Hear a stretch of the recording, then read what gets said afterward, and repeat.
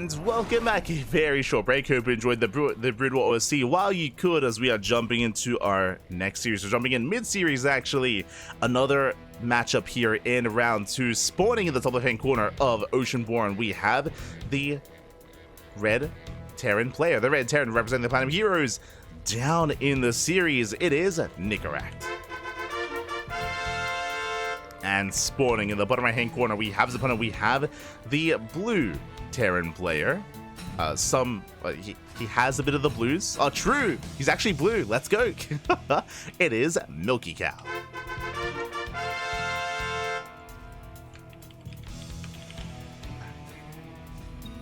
Bam. There we go. So we are jumping in mid-series. MilkiCow is leading 1-0, and I'm curious how this story ends. Oh boy, again, MilkiCow, he is a beast, he is an animal. He's usually very aggressive in other matchups, but what I will say is that in TvT, from my experience at least, he does come off a little bit more standard in his play and in his approach. So, yeah, we'll see how he does actually approach this matchup. I can tell you that, of course, the game 1 between these two was very long. It was a very long game 1. As you can imagine, we wrapped up an entire 2 games in their only game 1, so we could be in for another longer one. Could be in for a long one here. If you're in the chat, predictions I believe would have closed by now, but best of luck. Best of luck in the chats with those predictions. Actually, I should close them. Hold on. It's kind of weird to predict the best of 2 when we already have a 1-0 lead. There we go. As we are going to be settling in. And so far, double gas opener versus double gas opener. Mirrored builds for the time being, getting into a Rax, into a factory. So far, so good.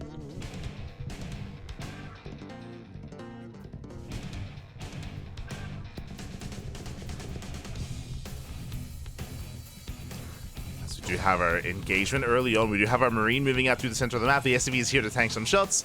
But last, MilkiCow, he's going to be forced back for the time being, waiting for reinforcements. Reaper is on the way. Hellion reinforcing them as well.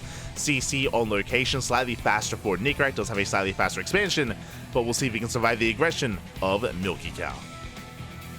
So here we go. He is pushing forward. 1 Reaper, 1 Marine. Oh! As with that help of the Marine, it looks like the Reaper is forced back. The SCV is under fire, and the CC is going to be delayed.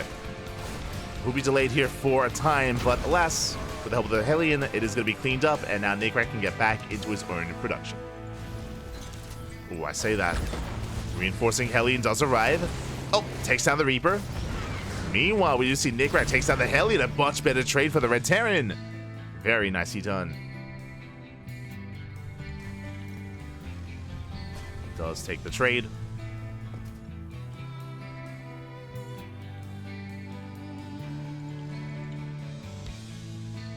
So you see Nicoract now gaining ground, does push.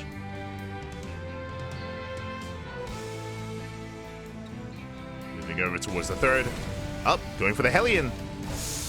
The SCV does finish building up that CC, does complete, but despite that, 2 SCVs do go down. Hellion as well, and Nicoract, he dives into the main. But the Cyclones, they arrive just in time. They will shut this down. Nicoract still gets 4 SCVs. Oh, even getting up to 5? Not quite. They do dive into the CC. They're safe and sound. Nicoract has to back the hell off. And now we can embrace the mid-game. MilkiCow is continuing Cyclone production. Oh, is doubling down, going into more Cyclones, moving out with his medevac, going for a drop. But as Cyclones move out the Hellions, they come back. And they dive back in. And they get a fresh mule. Massive pickup.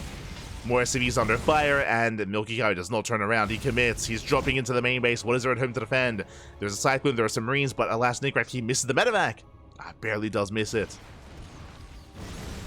We'll get 3 SCV kills across the map. At the same time, Cyclones, they get 1. They get almost 2 SCVs. There we go, 2 workers do fall. They pick up a Cyclone as well. Very nice pickup. As MilkiCow does escape. As it all settles, Nicoract still has a worker lead. Still has that advantage. MilkiCow is not going down without a fight. Reinforcing with extra Cyclones, with extra medevacs. Quadruple Cyclone drop, let's go. One drop into the main, the other into the natural. Looking for a way in. The tank is in position though. Likewise, Marines, they can shut down these Cyclones. There's not really much room to kite back. Another tank has arrived. Tank has made it.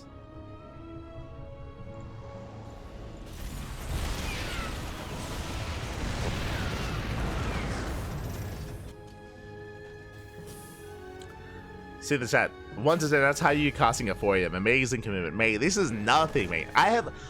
The amount of 14 hour casts that we've done. Yo. We have the stamina, papi. We can go all night long. Oh, no. But, yeah, the most brutal cast that we've done is EPT. Like, EPT 2022, like, era. 2023 into 2022. Back when we used to be the B stream for ESL Pro Tour, Taiwan, Hong Kong, into Oceania, into China, into Europe, into Latin America and North America. Back then, I mean, even in the most recent APT season, basically you would have one day and then you'd have all the regions go through like their day one, then the next day all their regions go through day two. And we would be the B stream for every single region. Meanwhile, the main stream would rotate. The main stream, they would have like their set casters for like Oceania, Taiwan, Hong Kong. Then they'd have their casters for Europe. Then they'd have their casters for NA. Like they would rotate. Nah, we would commit. It was just me. And sometimes I'd have Yaku as well, or someone else would join me. But like 14-hour cast straight. Let's go. That's I think the most we've casted is like 16 hours at most. I think that's the most we've casted straight. I think that's the cap, either 14 or 16, one of the two. Oh my, the lockdown, the auto turrets get locked down, and MilkiCow, he gets caught out. He is trying to escape, but the last Marines get shut down. Nicoract, he's on the chase, he's on the hunt, and he does punish MilkiCow quite hard. Alas, the tanks do escape though. Nicoract rotating around, trying to keep up, trying to outposition. Tank shot's gonna be going up. Big tank volleys on that first tank.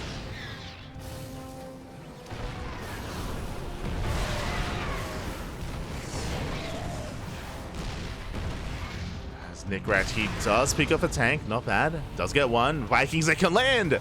They can and they will. Ooh, they get one of the tanks. They get both. Well, worth it. 2 Vikings for 2 tanks. And MilkiCow is down to 2 final tanks here. There's a Sable. Nicoract within range. MilkiCow going for a desperation counterattack. There's not much at home to defend. This counterattack could get damage done. Sim is finishing up in 2 seconds for MilkiCow. Sim is finishing. He does go for the dive. Oh, and he goes for the tank, but the tank survives the repairs. Repairs a little bit too good. Nicoract, he holds. Defends the third base. Voids are being pulled to break out. The tanks are on their own. And MilkiCow, it looks like he should break out. Yeah, he will barely break out of this. If the Vikings landed, then they could have supported this, but alas, they did not. 11 SCVs fall, but MilkiCow holds. There we go. Now the Vikings land. A little bit late is what I will say. It was a little bit late there from Nicoract. Regardless, Nicoract, he has his third base. He's up 20 SCVs, or he's got 64 to the 47 of MilkiCow. Up in bases, up in workers, up in economy. And when it comes to the army supply, I mean, he has that lead as well. Nicoract looking secure. Now, there are ways to bounce back in TvT. As you can imagine, it's very much so positional based. You can try to catch your opponent unsieged, or you can try to bypass the army, get into a mineral line. There is drop potential here for MilkiCow as well. You know, we have seen time and time again in TvT, if a player is down 20, 30, 40 army supply, they can still recover. It is still possible. Not easy, but possible. We'll see if MilkiCow can pull off a miracle here.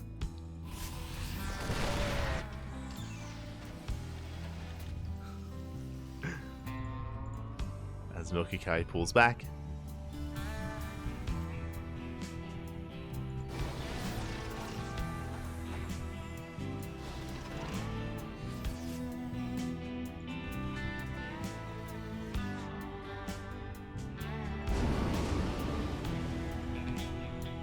Go.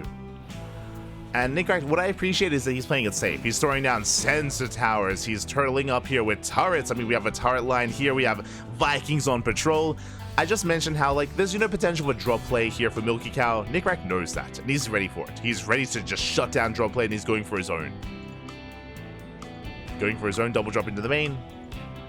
MilkiCow looking for a way in. He's looking. Drop does come in. Now we're going for the eBay. We're looking to deny +2. And Nicoract, he does get it. He denies +2. Trades well against the Marines, but there is a tank in the back line. Nicoract does pick up. Just get the hell out of there. Bleeds out 3 Marines only. Still a good trade for the Red Terran. Black-West double drops moving out towards the natural as well. And MilkiCow, he just cannot keep up. He's being pulled apart. Medevacs, they escape once again, and then he drops into the natural. There is a tank in position. Nicely done. Tank does zone away the drops. Nicoract going back into the main. Double drop unloading. And throughout all of this, Nicoract, he's just getting a 4th CC, his own 2-2. Once again, still out trading. Takes down every single Marine. SCVs thereafter. Can even try to go for the Vikings or even the tank. A bit ambitious. he backs off. Again, just getting whatever value he can. It's going to be a one-way trip. And here comes the main army. Here comes Nicoract's main force. What does he have? He's got 6 tanks, 4 Vikings. He has a Raven. He has a Disable. He has multiple Disables, actually. Who sieges first? MilkiCow does.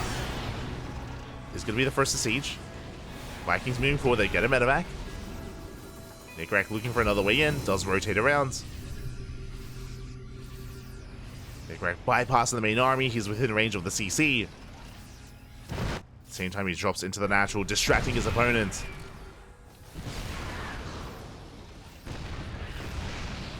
Tank bullies going up. We do see that MilkiCow is going to try to break out. He does commit.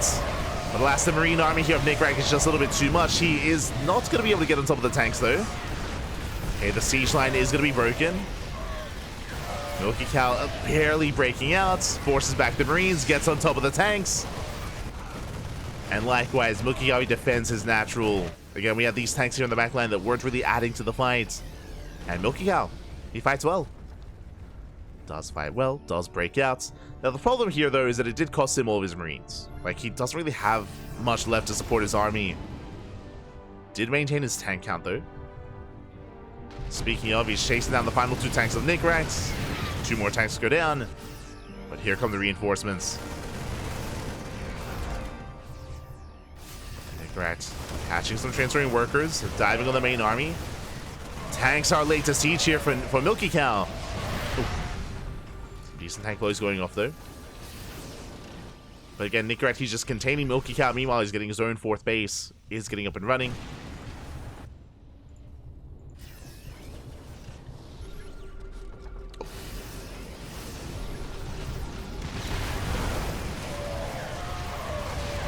Oh my god. Again, the high tank in here of MilkiCow, it's carrying him here. But he can't be everywhere at once. Does take a bit of trade outside of his 3rd. But drop into the main, goes for more of these upgrades, more of these eBays. MilkiCow is stuck with 1-1, and that's a kill on the 2nd eBay as well. And even the armory. Ay, ay, ay. Nicoract, he's working on 3-3, and MilkiCow is stuck on 1-1. But again, it isn't the Marines that have been really holding on. It's been the tank count. As MilkiCow has got 9 tanks compared to the 3 of Nicoract. So very tank heavy.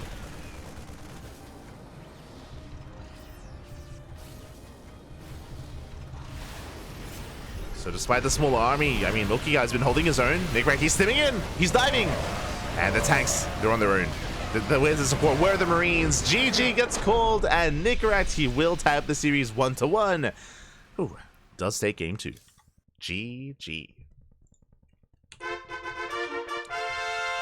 GG, well played. Nicoract does tie things up 1-1. As a reminder, this is a best of 2, not a best of 3. So this is where the series ends. Congratulations to Nicoract and to MilkiCow as well for that back and forth showing. that back and forth showcase, and that means we can now dive into round 3. We can jump into round 3 here. And do we have any other updates? Quickly checking the brackets, the challenge.